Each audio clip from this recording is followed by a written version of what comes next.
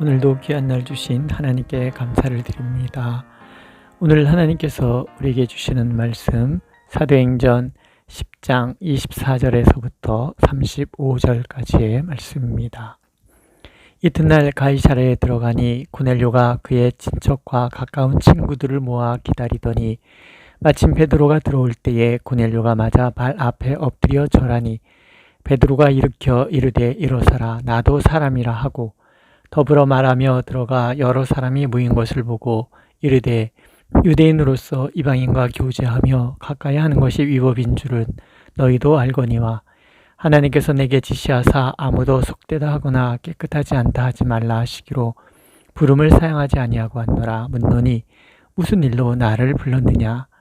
고넬료가 이르되 내가 나흘 전 이맘때까지 내 집에서 제 굿이 기도를 하는데 갑자기 한 사람이 빛난 옷을 입고 내 앞에 서서 말하되 고넬료야 하나님이 내 기도를 들으시고 내 구제를 기억하셨으니 사람을 요바에 보내어 베드로라 하는 시몬을 청하라. 그가 바닷가 무두장의 시몬의 집에 유숙하느니라 하시기로 내가 곧 당신에게 사람을 보내었는데 오셨으니 잘하였나이다. 이제 우리는 주께서 당신에게 명하신 모든 것을 듣고자 하여 다 하나님 앞에 있나이다. 베드로가 입을 열어 말하되 내가 참으로 하나님은 사람의 외모를 보지 아니하시고 각 나라 중 하나님을 경외하며 의를 행하는 사람은 다 받으시는 줄 깨달았도다. 아멘. 밴드에 공지해 드린 순서대로 본문을 읽지 못해서 죄송합니다. 읽다 보니 은혜가 달라서 이렇게 읽었습니다. 양해해 주시기를 바랍니다. 베드로가 고넬료의 집에 도착합니다. 고넬료가 얼마나 이 만남을 간절히 사모했는지를 보십시오. 친구들과 친척들을 다 모아 기다리고 있습니다. 베드로가 들어가니 그 발 앞에 엎드려 절합니다. 그렇지 않겠습니까? 환상 중에 천사를 만났고 천사가 소개한 사람이 지금 눈앞에 있으니 베드로가 얼마나 대단한 사람처럼 보이겠습니까? 그러나 더 중요한 것은 고넬료가 하나님의 공동체에 들기를 얼마나 사모했는지를 알 수 있습니다. 오셨으니 잘하였나이다. 우리는 주께서 당신에게 명하신 모든 것을 듣고자 하여 다 하나님 앞에 있나이다. 이렇게 고백하지 않습니까? 이 얼마나 간절하며 멋진 고백입니까? 아브라함의 후손이라고 자부하는 유대인들조차도 하나님 앞에 있기를 거부하여 예수님을 십자가에 못 박았는데 유대인들이 그렇게 무시하던 이방인이 지금 하나님의 말씀을 듣고자 하나님 앞에 있다고 고백하고 있습니다. 베드로가 오신 것이 너무 잘하셨다고 그렇게 좋아하기도 합니다. 하나님께서는 고넬료의 이 간절한 마음, 순수한 마음을 보셨던 것 같습니다. 그래서 예수님의 수제자, 곧 사도들의 대표자를 보내 고넬료를 예우해 주시는 것이지요. 하나님께 최고를 드리는 사람은 하나님께서도 최고를 주시는 것입니다. 우리가 간절히 하나님을 찾으면 언제든지 당신의 모든 것을 드러내시고 또 내어주시기를 기뻐하시는 분이 우리의 하나님이십니다. 역대서에도 말씀하시지 않습니까? 여호와의 눈은 온 땅을 두루 감찰하사 전심으로 자기에게 향하는 자들을 위하여 능력을 베푸시나니 합니다. 저는 이 말씀을 읽을 때마다 얼마나 우리와 함께 하시기를 하나님께서 원하시는가 하는 생각이 들기도 합니다. 오늘도 하나님께서는 전심으로 하나님을 찾는 자들을 찾으십니다.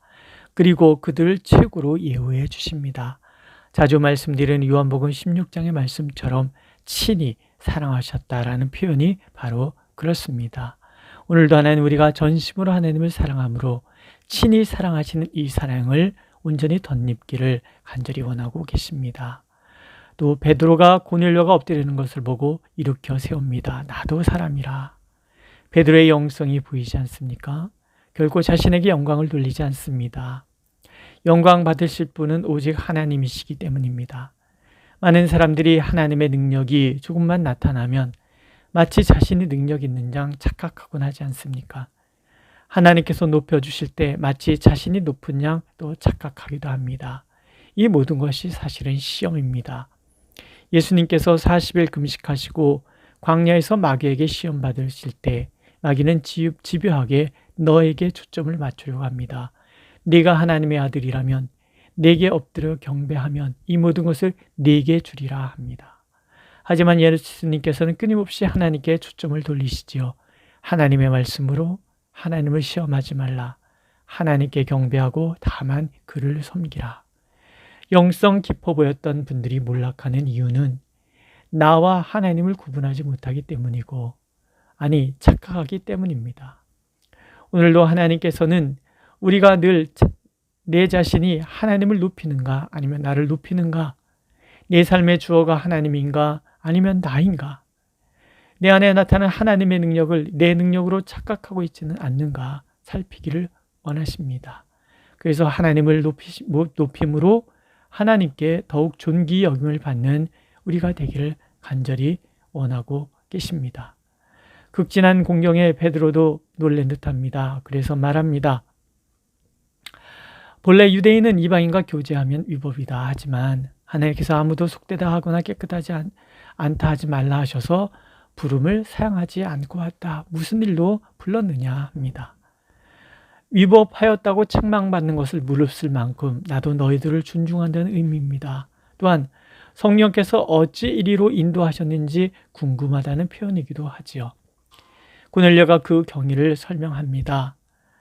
그 설명을 듣자 베드로가 탐복하여 이렇게 말합니다. 참으로 하나님은 사람의 외모를 보지 아니하시고 각 나라 중 하나님을 경외하며 의를 행하는 사람은 다 받으시는 줄 깨달았도다.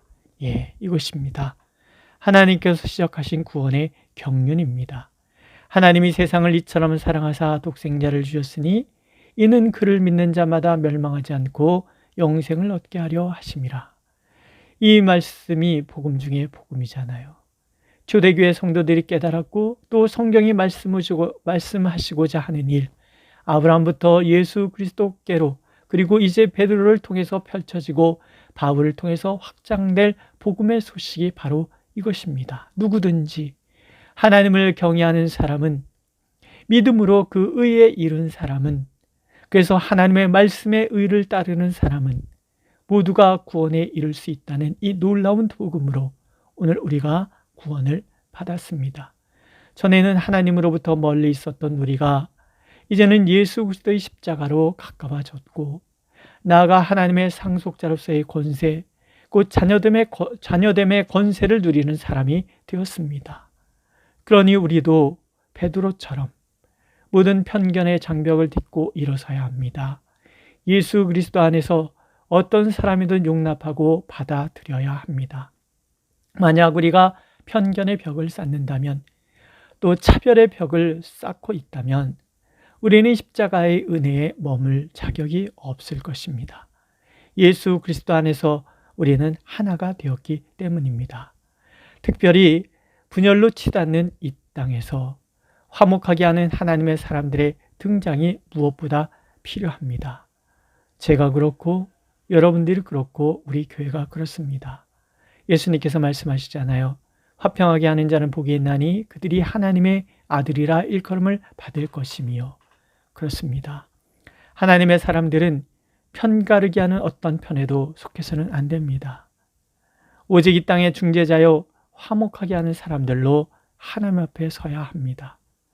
로마서의 말씀처럼 피조물들이 탄식하며 하나님의 아들들이 나타나길 고대하고 있기 때문이고, 그 아들들은 다름 아니라 이 땅을 화평케 하는 사람들이기 때문입니다. 사람을 외모가 아니라 하나님을 사랑하여 두려움으로 섬기는 이들을 찾는 사람들, 그리고 그 사람이 되는 사람들, 하나님께서는 오늘도 그들을 찾으시고 그들을 통하여 이 땅에 진정한 화평을 이루시기를 원하고 계십니다. 오늘 나는 얼마나 간절함으로 하나님을 사랑하고 그 뜻에 순종하기를 원하고 있다고 생각하십니까? 오늘 나는 얼마나 편견의 벽을 넘어 모든 일을 사랑하시는 하나님의 그 마음을 품고 있다고 생각하십니까? 또 오늘 나는 미움과 다툼, 분열이 있는 이곳에 외모가 아닌 그 중심을 봄으로 받아주고 용납하며 화평하게 만드는 일을 만들기 위하여 얼마나 애쓰고 있다고 생각하십니까? 성 프란체스코는 이런 기도를 하나님께 드립니다. 주여 나를 평화의 도구로 써주소서. 미움이 있는 곳에 사랑을, 다툼이 있는 곳에 용서를, 분열이 있는 곳에 일치를, 의혹이 있는 곳에 믿음을, 그릇됨이 있는 곳에 진리를, 절망이 있는 곳에 희망을, 어둠이 있는 곳에 빛을, 슬픔이 있는 곳에 기쁨을 가져오는 자 되게 하소서. 위로받기보다는 위로하며 이해받기보다는 이해하며 사랑받기보다는 사랑하게 하여 주소서. 이 기도가 우리의 기도가 되기를 축복합니다. 오늘도 하나님은 그렇게 이 땅 한가운데 서서 하나님과 사람을, 또 사람과 사람을 분열이 아니라 하나됨을 이루어가는 데 힘쓰는 사람들을 찾고 계십니다. 그 사람이 바로 나이기를 하나님께서는 원하고 계십니다. 오늘 함께 부를 찬양은 620장입니다. 여기에 모인 우리 주의 은총 받은 자로라. 주께서 이 자리에 함께 계심을 아노라. 언제나 주님만을 찬양하며 따라가리니 시험을 당할 때도 함께 계심을 믿노라. 주님이 뜻하신 일 헤아리기 어렵더라도 언제나 주 뜻 안에 내가 있음을 아노라. 사랑과 말씀들이 나를 더욱 새롭게 하니 때로는 넘어져도 최후 승리를 믿노라. 여기에 모인 우리 사랑받는 주의 자녀라. 주께서 뜻하신 바 우리 통해 펼치신다. 고통과 슬픔 중에 더욱 주님 의지하오니 어려움 이겨내고 주님 더욱 찬양하라. 이 믿음 더욱 굳세라. 주가 지켜주신다. 어두운 밤에도 주의 밝은 빛 인도하여 주신다. 아멘. 오늘도 이 믿음의 자리에 함께 하시는 주님을 찬양하고 또 감사드립니다. 기도하겠습니다. 오늘도 우리와 함께 하셔서 참으로 편견 없이 우리를 용납하시는 하나님을 가르쳐 주시고 그렇게 편견 없이 세상을 향하여 나아가는 하나님을 전하는 우리가 되게 하시니 감사를 드립니다.